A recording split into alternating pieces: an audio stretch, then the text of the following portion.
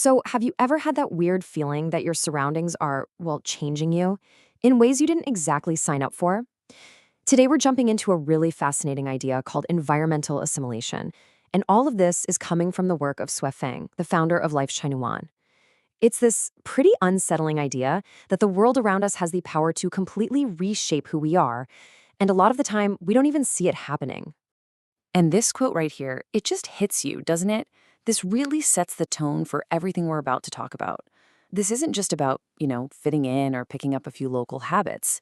The source is arguing that our environment can be so intense, it can actually destroy our dreams, our whole future, if we're just not paying attention.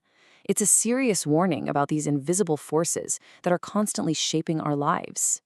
So, how does this whole assimilation thing actually work?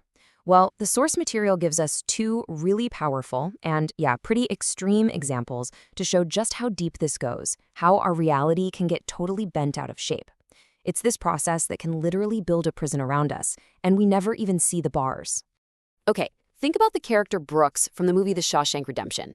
He spends decades locked up. That prison, its rules, its structure, that became his entire world.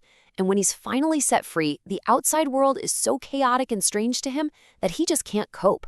And we're not just talking about being institutionalized here. This is a perfect example of how an environment can completely rewire what you consider normal, to the point where freedom itself feels terrifying.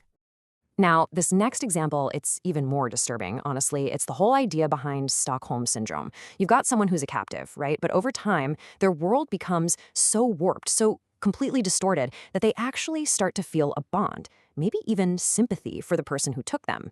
It is a chilling reminder of how environmental assimilation can be so powerful that it makes us not just accept our prison, but in a way, learn to love it. All right, I know what you're thinking. Those examples are intense. But here's where it gets really personal for all of us.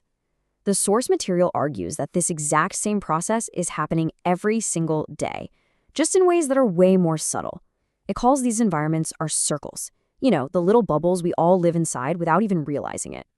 And here is the crucial point. Whatever circle you're in, your mind just starts to absorb its values, its way of seeing things, usually without you even noticing. If you hang around business people all day, you're going to start seeing the world in terms of profit and loss. If you're surrounded by politicians, you start thinking about everything in terms of power and control. You basically become a reflection of your surroundings without ever making a conscious choice. And this is where it gets really dangerous. This whole process happens under the radar. When you're inside the bubble, everything makes perfect sense. Of course, this is the right way to think. But to anyone on the outside, the flaws, the biases, they can be crystal clear. That's the trap, you see. It's not just that you're wrong, it's that you've lost the ability to even consider that you might be. So, this all sounds kind of bleak, doesn't it? If we're all just stuck in these invisible bubbles, what are we supposed to do? Well, the good news is, the source doesn't just diagnose the problem. It actually lays out two very different paths for how we can break free and, take back our own minds. So the two options it gives us are basically an outside-in approach versus an inside-out approach. The first path is all about radical change. You just keep moving, keep changing your job, your friends, your country, so you never get stuck in one place for too long. The second path is to build something inside yourself, an inner core so strong that it doesn't matter where you are, it just doesn't get shaken. But let's be real about that first option for a second. The source itself says that trying to completely reinvent your life every 3 years is, well, it's about as easy as climbing to heaven. I mean, for most of us, that's just not practical. It's not a realistic way to live. So if constantly uprooting our lives isn't the answer, what is? Well, that leads us right to the second path, the internal one. And this is what the source suggests is the truly powerful, truly lasting solution. To create an anchor inside yourself that is so strong it keeps you steady no matter what kind of storm is raging around you. And this leads us to this beautiful, central idea, what the source calls the lamp of ideals. Just think about that. It's a metaphor for having this core purpose, this guiding light inside you that never goes out. When you have that, you can walk through any environment, a desert, a forest, a crazy city, and you won't get lost. Because your North Star isn't out there in the world, it's right inside you.